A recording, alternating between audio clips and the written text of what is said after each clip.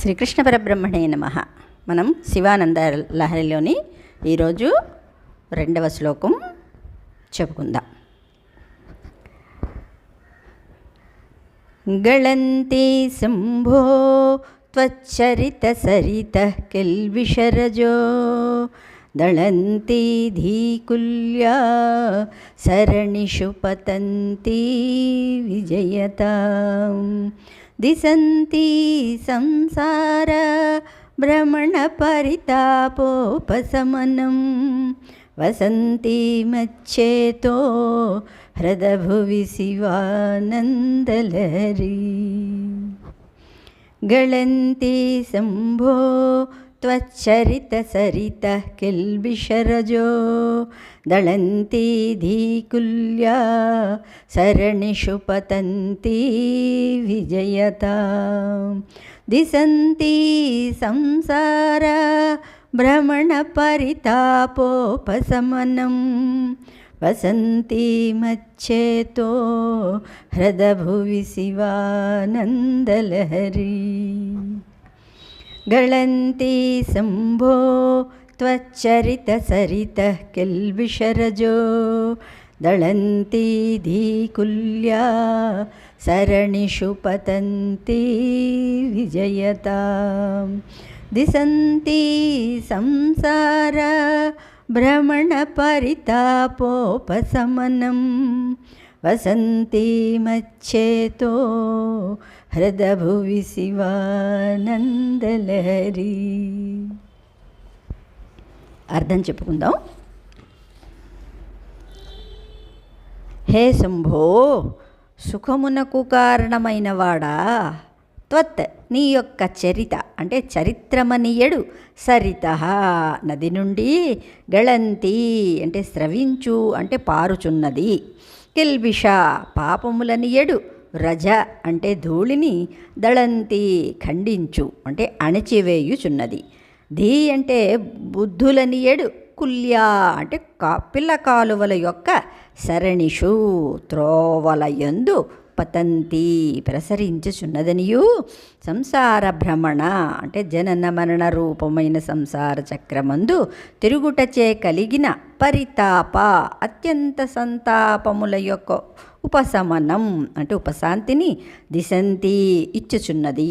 తత్ నా యొక్క చేత అంటే చిత్తమనియడు, హరదభువి అంటే మడుగునందు, వసంతి నిలచియుండు నదియు నగు శివానందలహరి పార్వతీ పరమేశ్వరుల వలన కలిగిన ఆనంద ప్రవాహము విజయతాం సర్వోత్కృష్టముగా నుండుగాక అన్నారు. అంటే ఇప్పుడు కూడా హృదయంలోని ఆ పరమేశ్వరుడు ఆనందాన్ని కలిగించాలి అంటే ఆయన్ని ఎప్పుడూ కూడా స్తుతి చేస్తూ ఉండాలన్నమాట. అంటే శాంతి సుఖములకు ఉత్పత్తి స్థానమైన ఓ శివా అన్నారు. అంటే ఏమిటి? ముక్తికి సాధనం మనము చెప్పుకుంటూనే ఉన్నాం.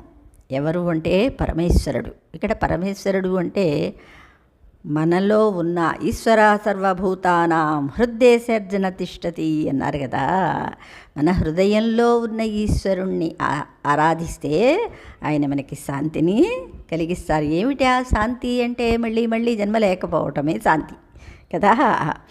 ఓ శివా, నీ చరిత్రమనడి నది నుండి స్రవించి ప్రవహించుచు పాపములనడి ధూళిని అణచుచున్న ఈ శివానందలహరి బుద్ధి అను పిల్ల కాలువ గుండా వచ్చి, మన బుద్ధి అంటే చాలా పిల్ల కాలువ కదా, ఏవో అందులో ఏవో కొన్ని పరమాత్మ యొక్క స్మృతులు పెట్టుకుంటాం, అందుకని పిల్ల కాలువ కదా, వచ్చి సంసార తాపమును చల్లార్చుతూ నా హృదయము అనుమడుగులో పడినది. అంటే ఏం చేస్తున్నావు ఇప్పుడు? మనం బైహార్ట్ చేసుకుంటున్నాం కదా. బైహార్ట్ చేస్తే ఇవన్నీ ఎక్కడ ఉంటాయి? మన హృదయంలోనే దాగి ఉంటాయి కదా. ఎప్పుడు కావాలంటే అప్పుడు మనం వాటిని బయటకి తీసుకొచ్చి స్తుతి చేయవచ్చు అన్నమాట. అవునా? పడింది. ఈ ఆనంద ప్రవాహము ఇక ఈ మడుగును వదిలిపోకుండా స్థిరముగా నుండినట్లు అనుగ్రహించుము అన్నారు. ఒక్కసారి బైహార్ట్ చేసేసాక అవి మళ్ళీ ఇంకెక్కడికైనా వెళతాయా? నువ్వు ఏ ప్లేస్లో ఉన్నా, ఎక్కడ ఉన్నా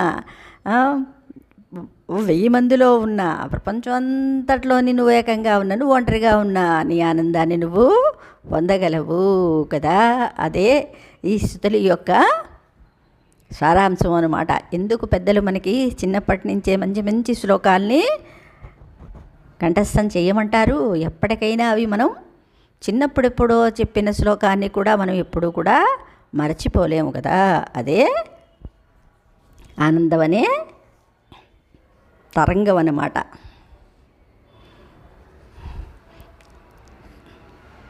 ఇక్కడ ఏమన్నారు? తత్సరిత సరిత కిల్బిష రజో దళంతి అంటే మంచి చరిత్ర ఉన్నవారిపై చేసే స్తుతులు కూడా సార్థకాలు అవుతాయి. శివుని చరిత్ర, శివుని లీలలు మంచి మహిమాన్వితమైనవి, అందరికీ మహోపకారములైనవి, మంగళకరమైనవి. అట్టి శివుని చరిత్ర అనే మహానదీ ప్రవాహం అది ప్రవహించే ప్రదేశాలలోని ధూళి దూసరములచే పాపాలను కడిగేస్తుందన్నమాట. అంటే అంతకు పూర్వం జీవుడు ఆశ్రయించిన కపట వ్యక్తులను, అనుసరించిన వృధా విధానాలను, అందువల్ల ఏర్పడిన కష్ట నష్టాలను పరిష్కరించడంతో బాహ్యరంగ ప్రక్షాళనము జరుగుతుందనే విషయం ఇక్కడ నిరూపించబడింది. సరే, ఇది మనం ప్రస్తుతానికి శ్లోకాలు చక్కగా నేర్చుకోండి. వాటి అర్థాలు పరమాత్మే మీకు దర్శింప చేస్తాడు. శ్రీకృష్ణ పరబ్రహ్మణే నమః. ఎందుకంటే ఎక్కువ టైం నేను వీటికి దలుచుకోలేదు, ఎందుకంటే ఓన్లీ ఇది బై హార్ట్. అందుకనే 3 సార్లు ఈ శ్లోకాన్ని చెప్తే అది మీకు మనస్సులో నాటుకుంటుంది. చిన్న స్వరమే కాబట్టి పెద్దగా ఇబ్బంది లేదు. శ్రీకృష్ణ పరబ్రహ్మణే నమః.